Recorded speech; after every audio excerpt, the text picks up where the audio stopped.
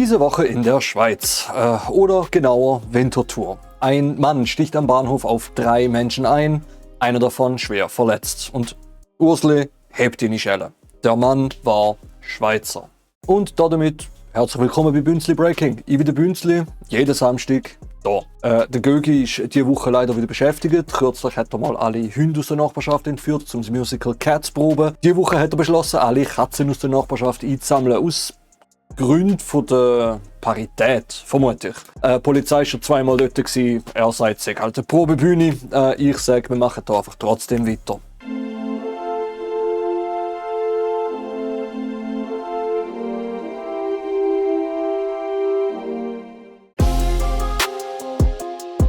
Am Donnerstag, dem 28. Mai 2026, greift ein 31-jähriger Mann am Bahnhof Winterthur 3 Menschen mit einem Messer an. Einer der Verletzten ist schwer getroffen, 2 weitere mittelschwer. Die Polizei ist 5 Minuten nach dem Alarm vor Ort. Der Mann wird festgenommen. Der Zürcher Sicherheitsdirektor Mario Fehr bezeichnet den Angriff als Terrorakt. Der Mann habe während der Tat Allahu Akbar gerufen. Der Mann ist Schweizer. Schweizerisch-türkischer Doppelbürger. Er wurde 1994 in der Schweiz geboren und 2009 eingebürgert. Er ist hier aufgewachsen. Einfach weil es wichtig ist. Er ist Schweizer. Da gibt es Leute, die wollen, dass du das vergisst. Er ist in der Schweiz geboren worden, er ist in der Schweiz aufgewachsen, er ist in der Schweiz eingebürgert. Das ist Schweizer, das ist Definition. Vielleicht hat er keinen Eidgenossen-Sticker auf seiner Heckscheibe, aber ganz ehrlich, ich hätte das auch nicht und ich glaube, ich hätte den wahrscheinlich mehr verdient als die meisten. Den Eidgenossen-Sticker hast du dir nämlich nicht verdient, weil du aus dem Thurgau kommst oder aus dem Berner Oberland oder aus dem Tessin. Den hast du dir nur verdient, wenn deine Familie 1291 in Uri, Schweiz oder Unterwalden dabei war. Und ich vermute stark, die meisten Deppen mit dem Sticker haben das nicht. Den Eidgenossen-Sticker hast du nämlich nicht verdient. Also, ich schon. Zumindest mütterlicherseits sehr wahrscheinlich. Jedenfalls, er ist Schweizer. Und jetzt kommt der Teil, der die eigentliche Geschichte ist, denn dieser Angriff war nicht unvermeidbar. Er hätte verhindert werden können. 2024 verlässt der Mann die Schweiz und zieht in die Türkei. 2 Jahre. Im Mai 2026 taucht er wieder auf. Am 25. Mai meldet er sich selbst bei der Polizei über den Notruf 117. Er macht nach Aussage der Polizei wirre Aussagen. Keine konkreten Drohungen, aber die Polizei rückt trotzdem aus. Richtig so. Sie verfügt eine fürsorgliche Unterbringung, das heißt, er kommt unfreiwillig in die integrierte Psychiatrie Winterthur. Am 26. Mai verlässt er die Klinik ohne Erlaubnis, die Polizei findet ihn, bringt ihn zurück. Am 27. Mai, einen Tag vor dem Angriff, beurteilt ein Arzt der Psychiatrie, der Mann sei weder selbst noch fremdgefährdend. Die fürsorgliche Unterbringung wird in einen freiwilligen Aufenthalt umgewandelt. Empfehlung: lieb. Der Mann geht trotzdem. Am nächsten Morgen sticht er zu. Look, ich weiß, was jetzt so Menge denkt. Er hätte ja bleiben können, das ist ja seine Entscheidung, er ist freiwillig gegangen. Ich verstehe das, aber ich finde es halt falsch. Der Dude hat sich selber eingewiesen. Er hat Notruf angerufen, er hat gesagt, hey, ich bin nicht okay. Er hat aktiv mehr gemacht, um die Tat zu verhindern, als die meisten Menschen in seiner Lage das tun hätten. Und dann hat irgendein Arzt angeschaut und gefunden, passt schon. Jetzt weiss ich nicht, unter welchen Bedingungen der Arzt das beurteilt hat. Die Klinik hat eine Untersuchung eingeleitet, die Ergebnisse stehen aber noch aus. Aber ich weiss, dass Schweizer Psychiatrien im Schnitt auf Tausende von unbesetzten Stellen sitzen. Dass fast jede 5. Pflegeperson sich überlegt, aufzuhören und dass der Druck in diesen Einrichtungen halt wirklich real ist. Ob das da eine Rolle gespielt hat, keine Ahnung, das wäre Spekulation, aber ich finde, die Frage darf man stellen. Und irgendjemand sollte sie beantworten. Hey, wenn ihr so Einordnungen wollt, bevor ihr dann am 14. Juni abstimmt, das Abo kostet nichts, die Glocke kostet auch nichts und ich bin jeden Samstag da. Ausser im Sommer, dort haben wir gesagt, wir machen Pause. Fast jeden Samstag da. Die Schweiz wird in dieser Diskussion gerne als gefährlich dargestellt. Das stimmt nicht. Seit 2020 gab es in der Schweiz 5 islamistisch motivierte Messerangriffe in 6 Jahren. Einer davon endete tödlich. Das ist 5 zu viel, aber es ist auch eine Zahl, die man einordnen muss. Die Schweiz hat 9,15 Millionen Einwohnerinnen und Einwohner. In einem durchschnittlichen Jahr passiert weniger als ein solcher Angriff. Die Wahrscheinlichkeit, in einem Jahr direkt Opfer eines islamistisch motivierten Messerangriffs in der Schweiz zu werden, statistisch unter 1 zu 10 Millionen. Terrorismusforscher Ahmed Agil von der Uni Luzern sagt es klar: Die Bedrohung in der Schweiz nimmt nicht zu. Die Bedrohungslage ist seit etwa 7 Jahren stabil. Das heißt nicht, dass man das kleinreden soll. 3 Menschen wurden verletzt, einer davon schwer, das zählt. Aber es heißt, die Schweiz ist nach wie vor eines der sichersten Länder der Welt. Das war sie vor Winterthur, das ist sie danach. Aha, ja cool, ich höre schon wieder Leute aus dem Aufruf. Ja, das sind ja nur Messerangriffe gewesen. Ja, Kollege, Mann, Ipfresse. In der Schweiz gibt es nur die. Keine Schusswaffen, keine Autos, keine Bomben, nichts. 5 Angriffe in 6 Jahren, das wär's. Natürlich wäre 0 besser, aber in einer freien Gesellschaft ist halt 0 nicht erreichbar. Wenn dir das nicht passt, dann hey, geh, schmeiß dich in irgendein totalitäres Überwachungssystem hinein. Dort passiert so etwas auch. Noch häufiger sogar, aber dort berichtet man dann wenigstens nicht drüber. Der Mann, der in Winterthur zugestochen hat, ist Schweizer. Nicht auf dem Papier und eigentlich irgendwie dann nicht Schweizer. Er wurde hier geboren, er wuchs hier auf, er hat den gleichen Pass wie Gögi und ich. Das bedeutet, hätte er aus der Schweiz ausgeschafft werden können? Nein.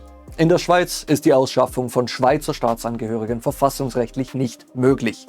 Fertig. Das ist nicht eine Frage der Politik, das ist Verfassungsrecht. Es stimmt, er besitzt auch die türkische Staatsbürgerschaft, Doppelbürgerschaft. Der Entzug des Schweizer Bürgerrechts ist in der Schweiz nur in absoluten Ausnahmefällen möglich. Aber erstens nur nach rechtskräftiger Verurteilung und zweitens ist es bisher in der Schweizer Geschichte exakt 3-mal rechtsgültig vollzogen worden. 3-mal. Das ist kein Werkzeug, das ist eine Notluke. Wer jetzt also sagt, die Antwort auf Winterthur sei mehr Kontrolle über die Zuwanderung, der hat entweder den Fall nicht gelesen oder er will nicht, dass du ihn liest.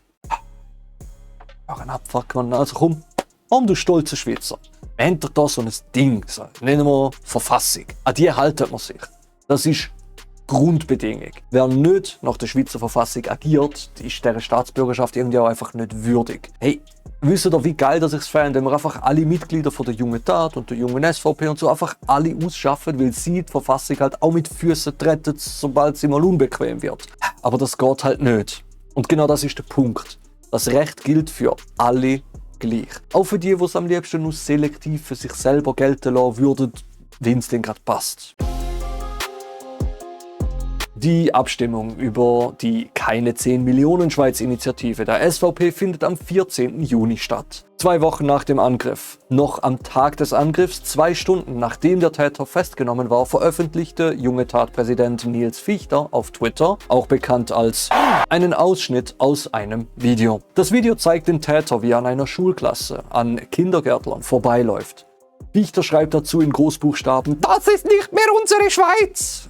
Und darunter natürlich eine Nachhaltigkeitsinitiative, ja. Der SVP-Fraktionschef Thomas Aschi sagt gegenüber dem Tagesanzeiger, man müsse bei der Zuwanderung besser selektionieren. Der Täter ist Schweizer. Er wurde nicht selektioniert. Er ist hier geboren. Was die SVP hier macht, ist dokumentiert. Wahlkampfberater Louis Perron sagt es offen. Solche News sind Wasser auf die Mühlen der SVP. Auch dann, wenn das Narrativ nur teilweise oder indirekt bestätigt wird. Das ist keine Verschwörungstheorie, das ist Strategie. Und der Mann, der das sagt, arbeitet im Bereich Wahlkampf. Die FDP-Co-Präsidentin Susanne Vincenz-Stauffacher nennt das Vorgehen besonders perfide und fügt hinzu, die SVP-Initiative gefährde ausgerechnet jene EU-Sicherheitsabkommen, die für die Behörden im Kampf gegen Terroristen zentral sind. Ich bin's langsam leid, in jedem Video über die Drecksscheiße reden zu müssen. Schaut euch das ausführliche Video an. Da, Link wäre auch noch in der Beschreibung. Wir haben da alles irgendwo schon mal gesagt. Nur ganz kurz, weil es halt einfach gerade so schön passt. Die Initiative, für die jetzt mit dem Bild von Kindergärtler geworben wird, Die Initiative wird die Schweiz aus der Personenfreizügigkeit rauskatapultieren und damit Guillotine-Klauseln sehr wahrscheinlich auch Schengen und Dublin beenden. Was bedeutet das jetzt konkret? Kein Zugriff mehr aufs Schengener Informationssystem. Das ist die europäische Fahndungsdatenbank. Terrorverdächtige, gesuchte Kriminelle, abgewiesene Asylsuchende, alles dort drauf weg. Der Schweizer Polizeibeamtenverband hat darum auch schon beschlossen, die Initiative abzulehnen. Nicht SP oder so, nicht die Linken. Der Polizeibeamtenverband. Die einmal Linke gehen auf die Fresse hauen und sich nachher gegenseitig alle ich weiss von nichts, ist ja alles so ganz super. Und was wären denn so die Mehrkosten, wenn wir die Infrastruktur selber wieder aufbauen müssen? Zwischen 300 Millionen und 1 Milliarde Franken jährlich. Steuergelder übrigens. Du zahlst das. Ich weiss nicht, was ich dazu noch sagen soll. Die SVP nutzt einen Terrorangriff, um für eine Initiative zu werben, die uns im Kampf gegen den Terror schlechter aufstellt. Das ist nicht einmal böse. Das ist auch nicht strategisch gescheit. Das ist einfach nur dumm. Übrigens, am Rand. Solingen, Deutschland, 3 Tote, 3 Wochen vor der Landtagswahlen in Sachsen und Thüringen. In Mannheim, ein Polizist ermordet, 2 Wochen vor der Europawahl. In Winterthur, 2 Wochen vor der Abstimmungen über 10 Millionen Initiativen. Zufall? Ich glaube nicht. Übrigens, wenn du das jemandem zeigen willst, wo gerade irgendwie jetzt so ein bisschen Angst hat, schick ihm mal das Video. Nicht als Streit, als Information. Weil das ist alles, wieso wir das da eigentlich machen. Also.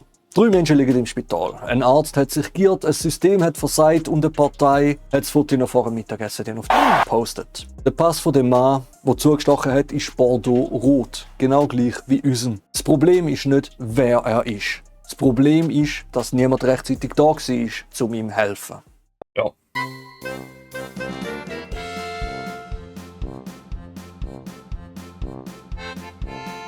Unter dem Punkt kommt mein Sinn. Gut.